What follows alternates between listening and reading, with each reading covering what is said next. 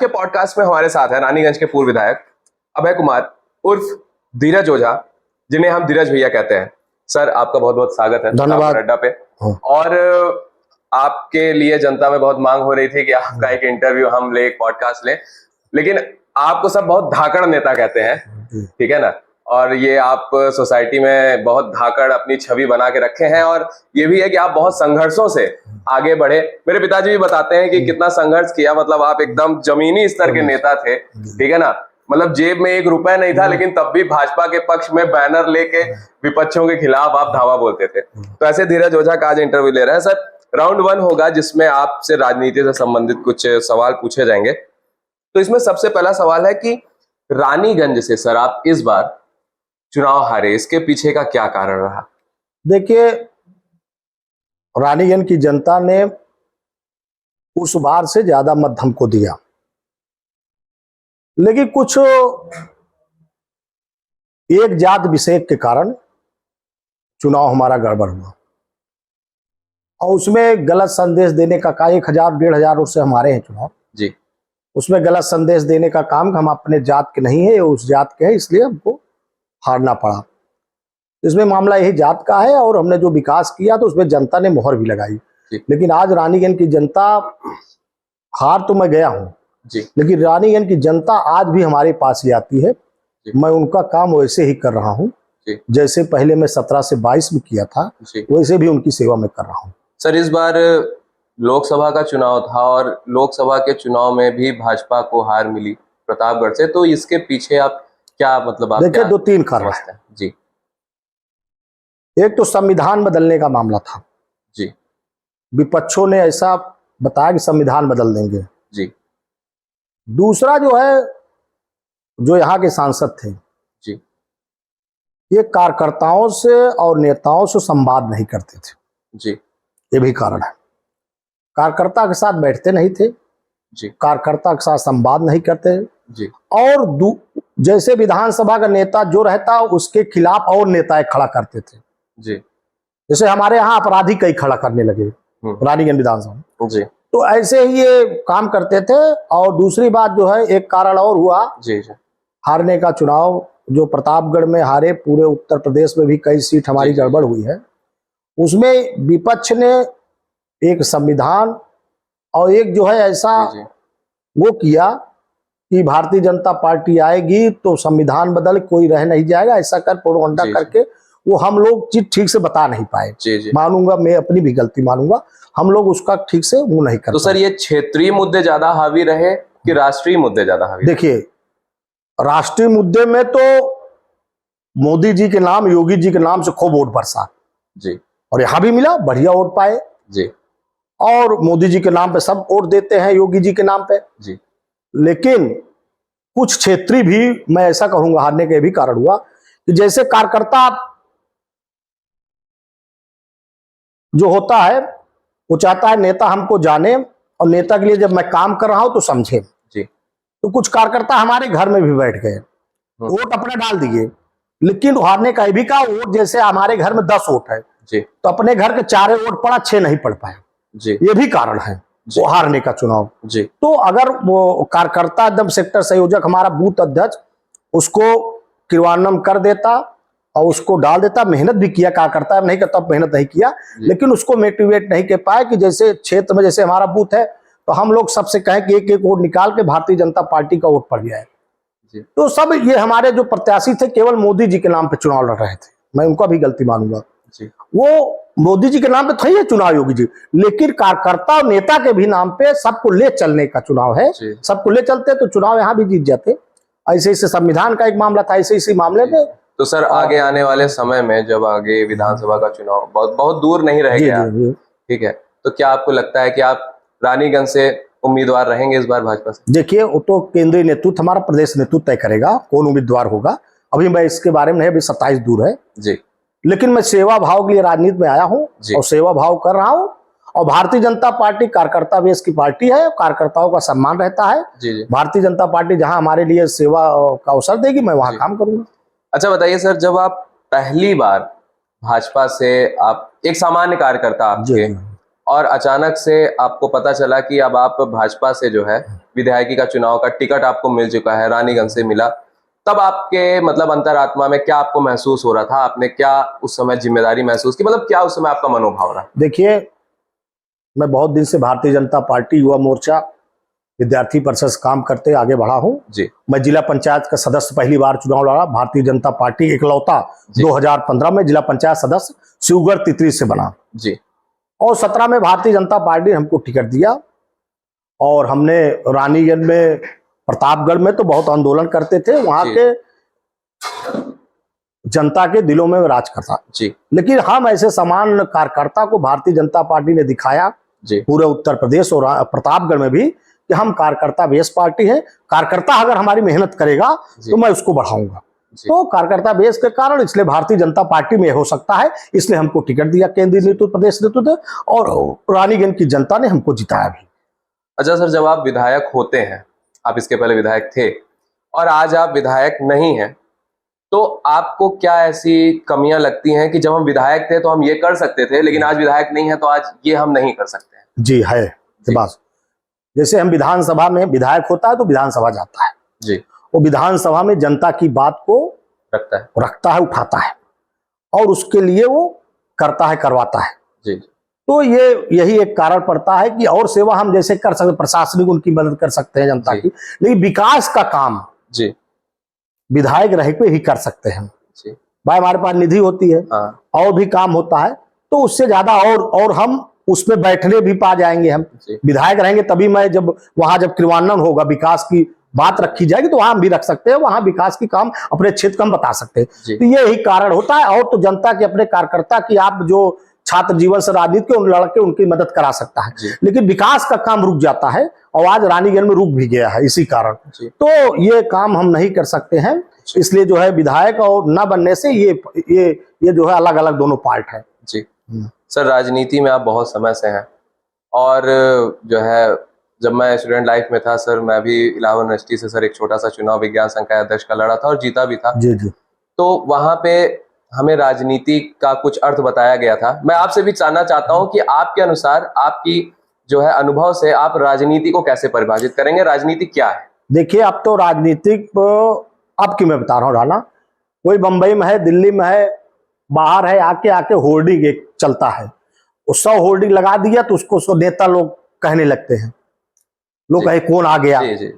ये बदला है ट्रेंड, चुनाव आता है तो हाँ लग जाता है नए लोगों का होर्डिंग। लेकिन हम लोग जब राजनीति करते थे, अनुभव में बता रहा हूं, तो हम लोग संघर्ष जनता होल्डिंग्स नहीं, उनकी बात दमदारी से रख उनकी मदद करके हम राजनीति करते थे और उनकी हम लोग मदद अब भी ऐसे करते हैं। हम लोग होल्डिंग से नहीं पहचान, हम लोग से काम से पहचान। और अंतर क्या है मैडम, हम लोग राजनीतिक समाज सेवा करने आए थे, जनता की मदद करने, उनको कैसे न्याय मिले, गरीब कैसे उनको आवास मिले, हमारे दीनदयाल जी कहे, कैसे उनको शौचालय मिले, कैसे उनको थाने पे न्याय मिले, कैसे उनको तहसील में न्याय मिले, कैसे उनको न्याय जो है अस्पताल में जो हमारे डॉक्टर उनको कैसे देखे, इलाज अच्छा हो। हम लोग इसलिए राजनीति करने आए, हम लोगों को न्याय देने के लिए राजनीति, समाज सेवा। अब लेकिन राजनीति का ट्रेंड बदला, अब राजनीति ऐसे लोग पैसा कमाने का, मैं भी बताता हूँ, राजनीति हमारा सब बच जाएगा, वो बचाने की, वो इसलिए नहीं बोल सकते हैं, जैसे हम लोग अभी भी दमदारी से बोल सकते हैं, वो इसलिए राजनीति अपना बचाने के लिए राजनीति बात है। वो सांसद हो गए, विधायक हो गए तो उनका सेफ हो जाए, कार्यकर्ता ये सब नहीं, उनका सब प्रॉपर्टी सेफ हो जाए, वो कमा ले और होल्डिंग का पैसा निकल जाए, और ये सब इसके लिए लोग आए। लेकिन हम लोग जब राजनीति करते थे, और मैंने 17 से 22 में आपके चैनल से कहना चाहता हूँ, कोई आरोप नहीं हमारे पास, अभी भी कोई लगाए, कोई भ्रष्टाचार का आरोप नहीं, जैसे हमारे मोदी जी कहते हैं, कोई भ्रष्टाचार का आरोप नहीं। अब सेवा भाव के लिए राजनीति, और सेवा मैंने किया भी था। तो इसलिए अब राजनीति का ट्रेंड ये बदला है कि अब लोग आते हैं केवल यहाँ पैसा कमाने, अपने बचने के लिए। लेकिन मेरा मानना है कि मैं अपने बचने के लिए, मैं राजनीति में जनता को न्याय कैसे मिले, कैसे उनको सुविधा मिले, कैसे उनको सड़क मिले, कैसे उनको आवास मिले, कैसे उनको स्वास्थ्य सेवाएं अच्छी मिले, कैसे उनको रोजगार मिले, कैसे पर्यटन का बढ़ा, ये सब के लिए राजनीति हम लोग करने आए हैं, और ये राजनीति हमने किया भी। सर, आज के समय में कहीं ना कहीं जो भी युवा होता है उसके मन में कहीं ना कहीं होता है कि हम भी भविष्य में विधायक बनेंगे, सांसद बनेंगे। तो बहुत से युवा हैं आज की वर्तमान स्थिति में, सब लगे हुए हैं कहीं ना कहीं किसी पार्टियों से, किसी संगठन से, बीवीपी से, एनएसयूआई से, तमाम। आप सर क्या कहना चाहेंगे युवाओं से कि अगर उन्हें राजनीति में आना है तो क्या वो शुरुआत से ही प्रयास करें राजनीति के लिए, या वो पहले अपने करियर पे ध्यान दें, अपनी शिक्षा पे ध्यान दें, उसके बाद कोई एक अच्छा पद पाने के बाद राजनीति में आए? मतलब किस प्रकार से वो अपना शुरुआती जीवन रखें? मैं युवाओं से कहना चाहता हूं कि पढ़ने का और राजनीति का दोनों पार्ट अलग है, मैं मानता हूं जी, लेकिन राजनीति भी अब जन जन में हर जगह बैठी है हर जगह। और राजनीति करना भी चाहिए। युवा अगर नहीं राजनीति करेगा तो देश जो है, मैं मानता हूं देश में और चाहे प्रदेश में हो, स्थिति युवा ही परिवर्तन करता है, युवा ही बताता है कि कुछ गलत हो रहा है तो युवा खड़ा होता है, ये नहीं करता हूं राजनीति। अब आजकल मोबाइल जो सोशल मीडिया से कोई राजनीति करते हैं, मैं देखता हूं सोशल मीडिया पे डाल दिए, लेकिन उसको किरवानम लड़ने के लिए युवा नहीं खड़े होते। पहले हम लोग क्या थे, सोशल मीडिया में पहले हम लड़ते थे जी, उसकी आवाज बनते थे। अब आज की युवा है कि सोशल मीडिया उसी से हम राजनीति कर लें, उसी से बैठ जाए। लेकिन मैं युवाओं से मैं कहना चाहता हूं, अगर राजनीति करना है तो मन लगा के काम करें और शुरू से राजनीति करें, वो फल अच्छा रहेगा, वो टिकाऊ रहेगा। हम बहुत राजनीति को अभी बताऊंगा, उनका टिकाऊ रहता है जी। अब नाम बता सकता हूं। लेकिन अगर बीच में आते हैं फिर एक बार मिल भी जाता है तो वो कर नहीं, उसका क्रियान्वयन कर नहीं पाते, तो बाद में दूसरे दिशा में बह जाते हैं, फिर सोचते हैं रोजगार मिले, वो मिले। इसलिए मैं युवाओं से कहना चाहता हूं, अगर राजनीति कर रहे हैं तो ढंग से करें, मतलब उनको लगे कि उस समाज में कि हमारे लिए आदमी युवा लड़ रहा है और समाज को आईना भी दिखा। अगर सरकारें भी गलत कर रही हैं, वो भी गलत है, उसका भी आईना दिखाता है युवा। तो युवा अगर खड़ा हो जाता है तो बड़ी बड़ी सरकारें हिल जाती हैं। तो युवाओं में एक दम है। और हम लोग युवा थे, युवा मोर्चा में, हम यहाँ पर अपने जिले में, मैं आपसे कहना चाहता हूं आपके मन से, अपने जिले में चाहे जो जिलाधिकारी चाहे जिसकी सरकार, हम लोग अगर वो गलत काम करते थे हम लोग हिला देते थे और परिवर्तन कर देते थे और वो काम होता था, सही काम। गलत करना चाहते थे लेकिन हम लोग अपने दम पे, चाहे जिलाधिकारी घिरा हो, चाहे एसपी घिरा, चाहे चक्का जाम हो, चाहे रेल जाम, कुछ भी करके दिखा देते थे। सोशल मीडिया पर डालोगे थोड़ी डरेगा वो, कोई नहीं डरेगा अधिकारी। जब उनके खिलाफ धरना करोगे, अनशन करोगे, अमरण अनशन करोगे, भिड़ोगे, तब वो किरवान्वयन होगा, तब बढ़ेगा आदमी। इसलिए मैं युवाओं से कहना चाहता हूं, अगर पढ़ाई करिए तो पढ़ाई भी ढंग से करिए, अगर आप राजनीति करना है तो राजनीति भी ढंग से करिए, तो आगे बढ़ेगा। क्या करें, पहले पढ़ाई करें? नहीं, पढ़ाई तो देखिए, पढ़ाई तो मस्ट है, शिक्षा। इसलिए शिक्षा मत, अगर आप शिक्षा नहीं लेंगे तो आप वो चीज नहीं करवा, आप चीज जान भी नहीं जा पाएंगे। आपको जो है वो जैसे कुछ निकला हुआ है कोई चीज आपको पता है तो कैसे आप अपनी बात रखेंगे? शिक्षा इसलिए जरूरी है ना, कैसे अपनी बात हो तो अधिकारी आपको बता देगा, गणित जैसा है वैसा। जब आप शिक्षित रहेंगे तो आप बताएंगे ना कि ये गलत हो रहा है, मैं जानता हूं, तो कहेगा ये पढ़ा लिखा आदमी है, तो डरेगा। तो शिक्षा तो जरूरी है, और शिक्षा तो इसलिए जरूरी है, शिक्षा तो हर चीज में जरूरी है, शिक्षा तो होना चाहिए। शिक्षा अगर आपके पास है तो आपको कोई फेल नहीं कर सकता है, इसलिए शिक्षा जरूरी है। तब भी राजनीति करें, शिक्षा जरूरी है, शिक्षा से ही राजनीति भी करें। ठीक सर, आपने धरना वगैरह की बात की तो इससे एक मुझे और बात याद आई, और ये काफी प्रचारित भी है हर जगह, कि आप जो है एसपी के खिलाफ ही धरने में बैठ गए थे और आपने बहुत बवाल वहां पे मचाया था, ठीक है ना। और इससे सर कुछ लोगों ने इसे अच्छा कहा, कुछ लोगों ने इसको बुरा कहा, तमाम। क्या मतलब उस समय हुआ क्या था? देखिए, राजनीति के 2-3 पहलू होता है, कुछ लिए कि अच्छा लगे, कुछ लिए खराब भी लगता है। हुआ ये था, हमारे कार्यकर्ता, अगर कोई काम है हमारा, पर्सनल कोई काम नहीं रहता। मैं राजनीति 5 साल की, मैंने अपना पर्सनल कोई कुछ खड़ा नहीं किया। तो कार्यकर्ता का ही मामला था, 2-3 कार्यकर्ता का मामला था, डीएम से भी मामला था, एसपी तो मामला बाद में हो गया। मामला डीएम स्तर का था और वो मतदाता सूची में नाम काटे थे, प्रधानी का चुनाव ये सब हो रहा था, अपराधियों का नाम जोड़े, उसे सब मामला था। उसमें हम लोग अपनी बात ठीक से रख रहे थे। तो उसमें कप्तान साहब थोड़ा नए आए थे, वो समझ नहीं पाए, वो भी हम भी नहीं समझ पाए। तो कार्यकर्ता को कुछ हड़काए उड़काए, अपना उनसे भिड़ना चाहे, कुछ उनके खिलाफ और आप सब कहने, तो भाई हमारे सामने तो कोई नहीं कह सकता। तो हम लोग उसमें मैं भिड़ा, मैं मान रहा हूँ, और हमारा हाथ टाक भी हुई। फिर आप सब जानते हो सोशल मीडिया पर, तो मैं कार्यकर्ता का सम्मान नहीं जान, और कार्यकर्ता को मैंने सम्मान बचा लिया उससे, नहीं तो कई कार्यकर्ता खिलाफ, अब इससे मन से क्या कहूँ, कार्रवाई भी हो सकती थी। लेकिन मैंने कार्यकर्ता के मान सम्मान के लिए वहां पर, मतलब आप ये कहना चाहेंगे सर, एक हम लोग बहुत अच्छा गाना सुनते हैं कि भगत के वश में है भगवान, तो वही मैं कहूंगा कार्यकर्ता के वश में है नेताजी। हाँ, नेताजी, हाँ है, अभी है, ये सही आप कह रहे हैं। तो मैं उनके लिए लड़ाई लड़ा हूँ, और सब जाने, पूरा जिला जाना, पूरा जो है प्रदेश जाना, पूरा राष्ट्र जाना हो तो सोशल मीडिया सब। सर आपकी सर वीडियोस बहुत वायरल हुई सर, उसकी हम पुष्टि नहीं करते हैं, जी जी जी, ठीक है ना, लेकिन आपके नाम से वो वीडियोस वायरल जी हुई जी जी, कि आप जो है लोगों को फोन पे बहुत गालियां दिए। जी जी जी। तो मतलब आप इसके बारे में क्या कहना देखिए, चाहेंगे? वो कुछ तो हुआ था, कुछ तो हमारे राजनीतिक लोगों ने गलत किया, मतलब इसको एडिट करके कराया, लेकिन कुछ हुआ था, मैं मानता हूँ भाई, वो भी कार्यकर्ता के कारण हुआ। अब गुंडा अगर कोई फोन मुझको करेगा, हड़काएगा कि आप इस पे FIR में, कोई अपराधी कहेगा कि मैं FIR करा रहा हूं, मैं वो करा भाई, पुलिस करे FIR, और तुम कहोगे कि मुझको बचाओ, ये करो, तुम अपराध करो, और मैं उसको तुम करेगा तो होगा कुछ गाली गलौज। दूसरी बात, कोई अगर गलत करेगा हमारे कार्यकर्ता, जो आप दरोगा जी वाली बात बता रहे होंगे, तो दरोगा जी हमारे कार्यकर्ता के घर पे चढ़ गए, 151 जबरदस्ती जमीन कब्जा, तो मैं उनको भाई मूड खराब, तो मैं उनको बोला तुम कैसे भाई चढ़ गए। तो कई मामले में ऐसा हुआ है, और कुछ मामले में विपक्षी ने भी इसमें जो है एडिट कर कुछ चलवाया था। तो भाई अभी भी मेरा, तो मैं जो युवाओं की राजनीति किया हूँ, मेरी जोश अभी भी है, अभी भी जहां ऐसा मामला आएगा तो मैं भिड़ूंगा। और गाली गलौज तो ये भाई अगर कहीं कहीं तो भाई प्यार से काम होता है, लेकिन अब तो आप मीडिया के हैं, आप समाज में रहते हैं, हम लोग भी समाज में रहते हैं, आप देखिए उसकी भाषा कोई नहीं समझता है, सिधाई का भाषा बहुत कम लोग समझते हैं। ने भी लिखा है, हाँ, कुछ मतलब अलग से राजनीति होगी नहीं तो सुनेगा नहीं कोई।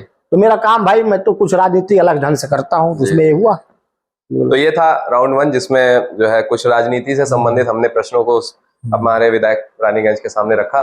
सर आपने बहुत ही प्रमुखता के साथ, बहुत ही जैसा कि मतलब धाकड़ नेता आपकी छवि है, उसी धाकड़ छवि के साथ आपने सभी सवालों का जवाब दिया। तो सर आपका धन्यवाद। धन्यवाद। राउंड 2 की हम शुरुआत करते हैं। हमारे साथ है हमारे विधायक रानीगंज धीरज भैया। तो सर अब ये जो राउंड 2 रहेगा, ये प्रतापगढ़ से संबंधित कुछ प्रश्न हैं, उसमें हम जानना चाहेंगे। सर पहला ये रहेगा कि प्रतापगढ़ को आज किन मूलभूत सुविधाओं की आवश्यकता है? सबसे पहले तो मैं आपसे, रोजगार की व्यवस्था बहुत जरूरी है जी। हमारा युवा भटक रहा है जी, हमारे कई युवा, हमारे रानीगंज मैंने देखा है कि वो गलत दिशा में जा रहे हैं जी। तो सब रोजगार, औद्योगिक क्षेत्र भी बन के तैयार, जो मैं संसारपुर में बनवा रहा हूँ और मैं उसको लाया तो काम बहुत तेजी से शनिदेव के धाम में हो रहा है जी। तो जब वहां फैक्ट्री लग जाएंगी, वहां जब वहां से देखिए औद्योगिक क्षेत्र से कितना विकास होगा, वहां फैक्ट्री छोटी लगी चाहे बड़ी लगेगी, तो वहां कितनी दुकानें चाय की खुलेंगी, पान की खुलेंगी, और आप सुनिए वहां पर कपड़े की दुकान खुलेंगी, मेडिकल, मतलब कई और विकास होगा। तो ये बहुत जरूरी है प्रतापगढ़, क्योंकि हमारा युवा पलायन करता है, बॉम्बे, दिल्ली, गुजरात सब जगह चला जाता है रोजगार के, तो अपने परिवार में रहेगा, घर चला जाएगा, वो भी देख लेगा, तो यहाँ भी रोजगार करेगा। तो सब जरूरी, यहाँ पर रोजगार की जरूरत है, और मैं निश्चित जाऊंगा। और दूसरी बात, यहाँ पर 2-3 चीज की और जरूरत है। ये तो औद्योगिक क्षेत्र, आंवला हमारे यहाँ होता है, आंवला किसान हमारा लागत नहीं पाता है, और जब किसान तभी लागत पाएगा जब फैक्ट्री लगेगी, उसको बाहर प्रोड्यूसिंग होगा, यहाँ व्यवस्थाएं होगी, ये होगा। और दूसरी बात, यहाँ पर इंजीनियरिंग कॉलेज में ले आया हूँ, वो तो खुलने चल रहा है, बन रहा है बिल्डिंग सूसत में। दूसरी बात, यहाँ यूनिवर्सिटी भी होनी चाहिए। हम लोग छोटी सी भी पढ़ाई, आप जानो प्रयागराज भाई सब अटेम्प्ट नहीं कर पाते, दिल्ली नहीं कर पाते कोचिंग, अब देखते हैं आप, तो वो यहाँ भी बेटी बेटा पढ़ सकता है, अच्छी शिक्षा ले सकता है, खेल की में आगे जा सकता है हमारा युवा। खेल की भी व्यवस्था है, मैं स्टेडियम लाया हूँ, लेकिन वहाँ प्रशिक्षक अच्छा होना चाहिए, वहाँ व्यवस्थाएं अच्छी होनी चाहिए, ये भी जरूरी है प्रतापगढ़ में। तो सड़कें तो बनवाया हम लोग, सड़कें बनी, और चीजें, यूनिवर्सिटी जरूरत है, औद्योगिक क्षेत्र की जरूरत है, खेल के लिए हमारा युवा बढ़ना चाहता है, खेल के हर खेल में जाना चाहता है, उसकी भी व्यवस्था प्रतापगढ़ में हो जाए। ये सब अगर अच्छी हो जाएगी तो प्रतापगढ़ और अच्छा बढ़ेगा, और प्रतापगढ़ जो छोटा जिला है तो थोड़ा इसका विस्तार हो जाएगा। और दूसरी बात, पर्यटन दृष्टि में बढ़ाया हो जाए, मेन काम है पर्यटन। अगर आपका शनिदेव धाम है तो वहां पर्यटन में कितने लोग दर्शन करने आते हैं, जैसे आपका बराही देवी है, बिलखनाथ, कोई भी गुरसनाथ, जितना पर्यटन स्थल है हमारा, मंगल है, सबका पर्यटन एक सूत्रवाद है, जब अगर कोई आए दर्शन में तो सब जगह जाए प्रतापगढ़, जिससे विकास होगा, लोग बाहर के लोग भी आएंगे, बाहर के लोग कुछ ना कुछ खरीदेंगे ही, तो विकास हो गया। देखिए आप बनारस अब आ रहे हैं, काशी देख रहे हैं, अयोध्या जा रहे हैं, आप देखिए। तो प्रतापगढ़ इसके लिए बहुत जरूरत है, मूलभूत सुविधा ये भी जरूरी है कि वो विकास तभी होगा जब पर्यटन का बढ़ावा होगा, और जब औद्योगिक क्षेत्र लग जाएंगे, फैक्ट्री लग जाएगी, और शिक्षा का और स्तर, क्योंकि अब शिक्षा जो है आप जानते हो कि अब ऐसी शिक्षा हो गई है कि वो नहीं, शिक्षा ट्रेंड, BA MA वाले बहुत है, लेकिन अब उनको ट्रेंड शिक्षा चाहिए, वो इस पे जोर डाले, इसकी व्यवस्था भी होनी चाहिए, तभी बेटा बेटी बढ़ेगा। तो कुछ गरीब आदमी बेचारा पढ़ा नहीं पाता है। जो प्रतापगढ़ व्यवस्था है, हम पॉलिटेक्निक ले आए, वो खुले चल रहा है वहां पर हमारे खमपुर दुबे पट्टी। हम खेल का मैदान ले आए नजियापुर में। ये तो विधायक 2 सासगढ़ है, अपने सब फुल कम प्रोजेक्टर लगा देते, लेकिन अदोदी क्षेत्र मैंने मुख्यमंत्री जी से कहा था, वो बन के तैयार हो रहा है। तो ये सब हो जाएगा तो प्रतापगढ़ आगे। जो एक प्रतापगढ़ का ये होता है, यहाँ पर लोग आना नहीं चाहते हैं, प्रतापगढ़ एक दूसरे दिशा में जाना चाहता है। प्रताप ट्रेंड बदला, अधिकारी भी आने लगे, सब लोग आने लगे, तो प्रतापगढ़ ये भी जब ट्रेंड बढ़ जाएगा तो प्रतापगढ़ आगे जाएगा। सर, मोदी जी ने कहा था कि हम स्मार्ट सिटी बनाएंगे जी भारत में, ठीक है ना। आपके अनुसार प्रतापगढ़ को, अच्छा प्रतापगढ़ के जस्ट बगल जो है प्रयागराज है, जिसको स्मार्ट सिटी का दर्जा मिला है, उस पर बहुत प्रमुखता से वहां पे काम भी किया जा रहा है, काम हो रहा है, ठीक है। अच्छा, प्रतापगढ़ को खैर वो दर्जा नहीं मिला। आपके अनुसार सर प्रतापगढ़ को किसकी जरूरत है, एक स्मार्ट सिटी की या स्मार्ट विलेज की? देखिए, स्मार्ट सिटी तो अलग चीज हो, जितने नगर हमारे नगर पालिका है, नगर पंचायत क्षेत्र है जी, वो तो स्मार्ट सिटी होना चाहिए। लेकिन जो हमारा गांव का जब तक विकास नहीं होगा, गांव जो मेरा विलेज है, प्रतापगढ़ बहुत आबादी हमारी विलेज में रहती है जी, तो जब तक अगर विलेज का विकास नहीं होगा तब अच्छा नहीं। स्मार्ट सिटी तो चलो ठीक है, नगर है, बढ़ गया, इतनी चीज व्यवस्थाएं हो गया, क्योंकि उसमें तो विकास हो ही जाता है जी। भाई नगर पालिका है, उसमें विधायक कई चीज से हो ही जाता है, विकास होता भी है। कुछ चीज गड़बड़ी भ्रष्टाचार हो जाए उसमें गड़बड़ा, लेकिन हो जाता है विकास।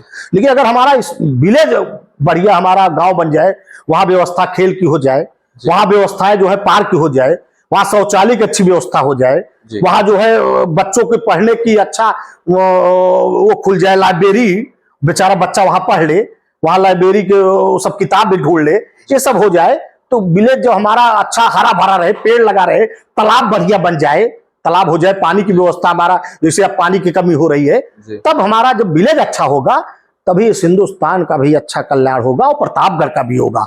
तो विलेज तो बहुत जरूरी है, मैं आपसे कहना चाहता हूँ। इसमें स्मार्ट विलेज और तभी होगा।